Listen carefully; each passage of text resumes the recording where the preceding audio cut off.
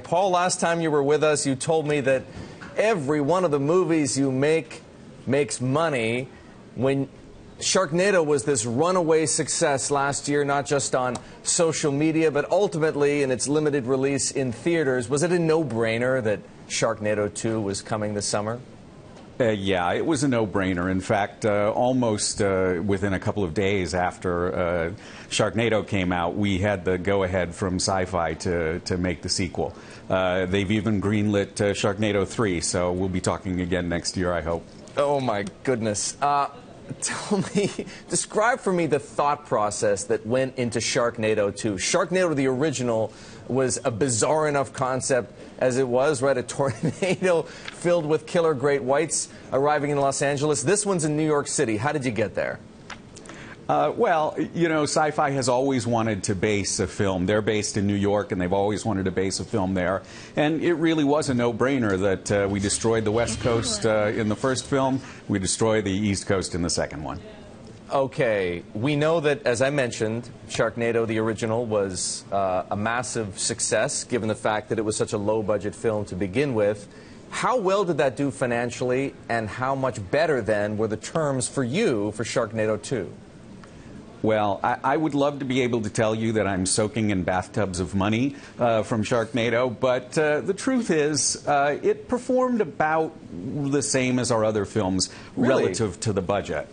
However, the benefit that came from Sharknado, in addition to Sharknado 2 and Sharknado 3, is also the fact that the Sci-Fi Channel has greenlit a series for us.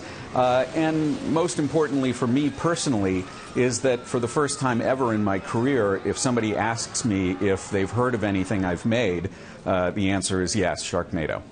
How do you translate the sort of phenomenal quality of the original Sharknado to this one? We're talking about it. That clearly helps. I'm sure you're talking to other people about it too. But what really lit up for Sharknado was this unanticipated social media response. Is there any way to ensure that you get that kind of reaction again? I don't think there's any way that you can ensure it. You know, I really believe that social media had a big impact on Sharknado. So lightning only strikes once, in other words. Yeah, that's true. But I think that the awareness of this film gives us a very good chance of repeating history.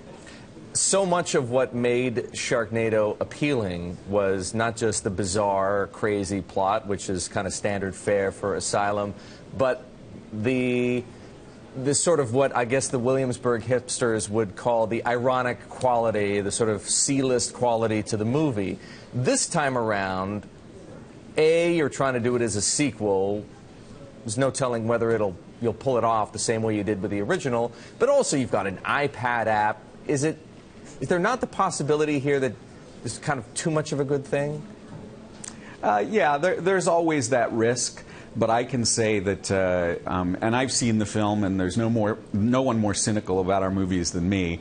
But it's better than the first. It is a nonstop roller coaster ride, and I think that if people tune in out of interest, they're going to stay because it's a great film. Better is an interesting way to describe the difference between the first film and the second film. I've seen the trailer for Sharknado 2. I guess you have to be looking for certain things to call it better. Paul, Sharknado 3, where's that going to be set? We haven't decided yet, but since Sharknado 2, which was is supposed to take place in the summer, and we filmed it in February in New York during a blizzard, we're all hoping that we can place it somewhere very warm.